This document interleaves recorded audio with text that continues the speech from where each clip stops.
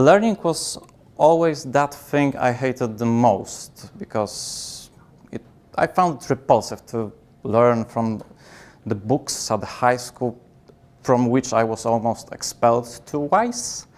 And I dropped the uni 3 months in because I didn't find it as fun as it could be. But you may say some years ago it changed because by sheer accident I started playing a video game because I'm an avid gamer. So I've started playing Nier Automata. It's a beautiful story, fantastic visuals, and as an android mate, you kill little cute robots. And I got stuck. So I started to try to find some kind of materials about game mechanics. I found something that was deeper meaning in the title, clicked right away, and it turns out that was philosophical essay on whole game.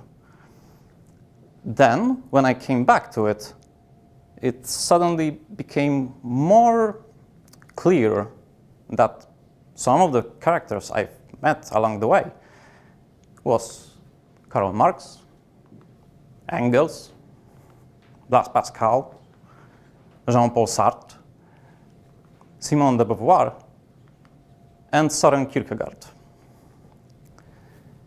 At first, I didn't have slightest idea what those persons represent, what their story.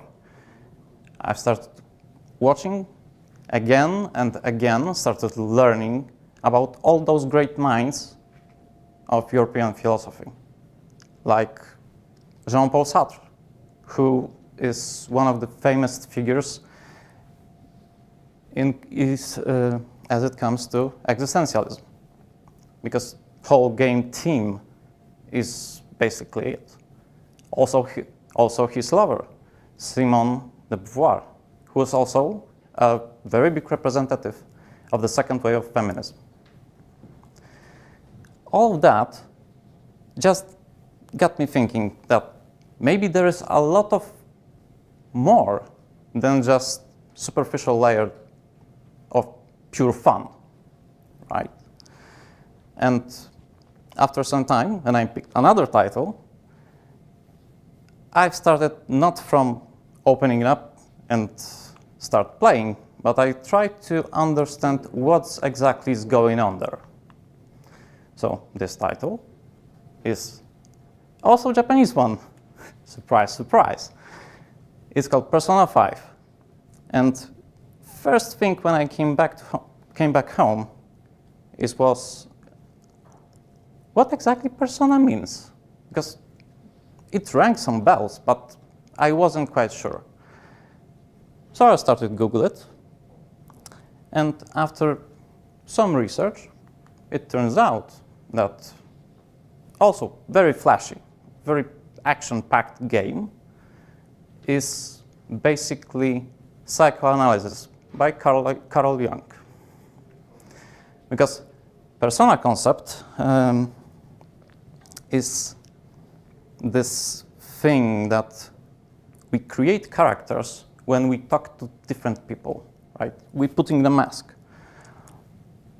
And characters during their adventure are ripping this mask off and showing their true self.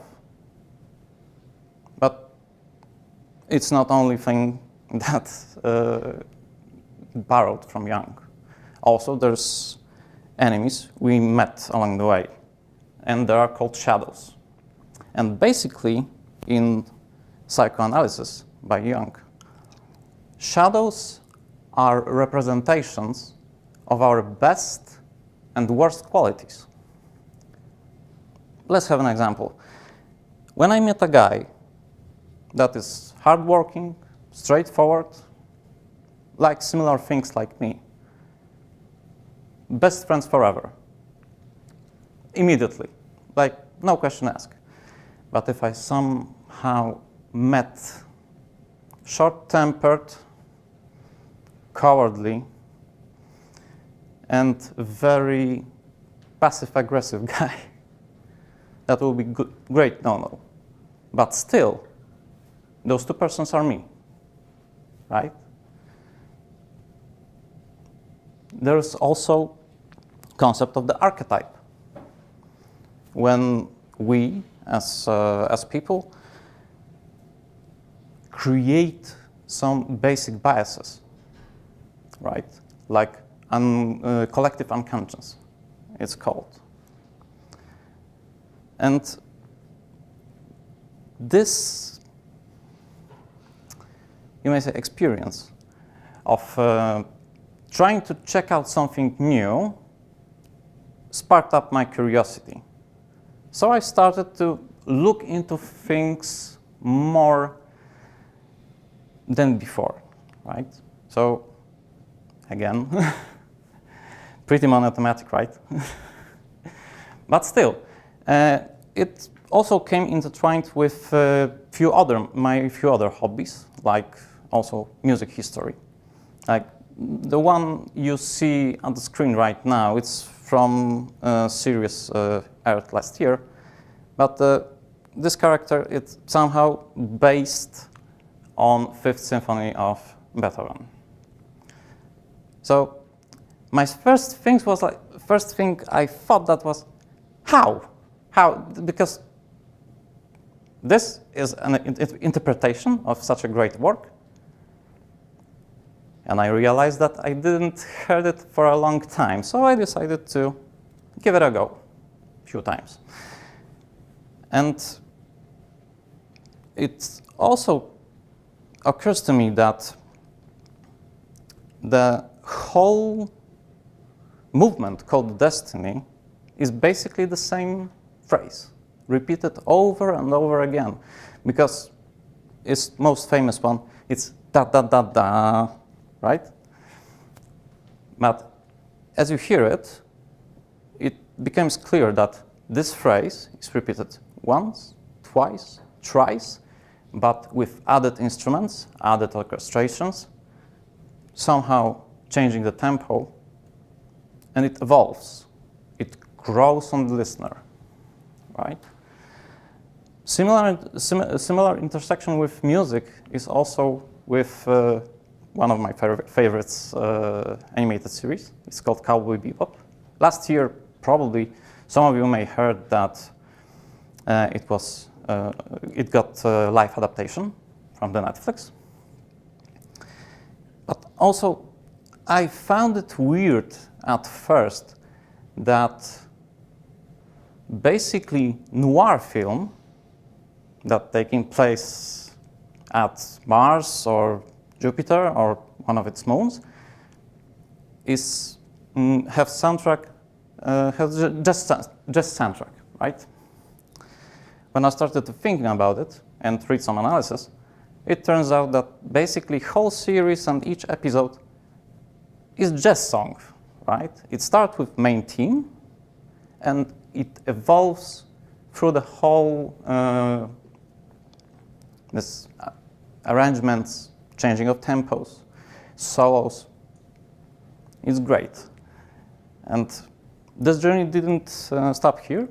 Last stop is finally picking up something new, right? Because everyone has something that we're thinking about picking up, right? Like learning new language. I bet everyone have one, right? In my case, it was Japanese, and I'm starting to learn. Well, this year, let's say. But I will do more. I'll learn about history. I'll learn about their society as a whole. And probably many of you think, why I'm telling you this? Well, basic reason is that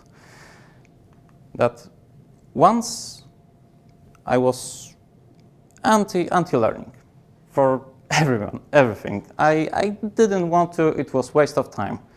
But one simple thing that I like caught my attention and sparked up this curiosity. So I started to learn more, just because I found it fun. I was curious to know more about things that I like, or with time, things I didn't even know I like, right? Because there is a term called neural plasticity. And how it works. It's like that. Every human being can create new neural connections, can improve their memory, can learn more and newer things. So basically, all we need is a trigger. And this trigger should be curiosity. Let's try to spark up this a little bit. Let's speed up and try to see world as wonderful as we saw it as a child. Because it may be helpful for our hobbies, for our lives in general, for our work even, right?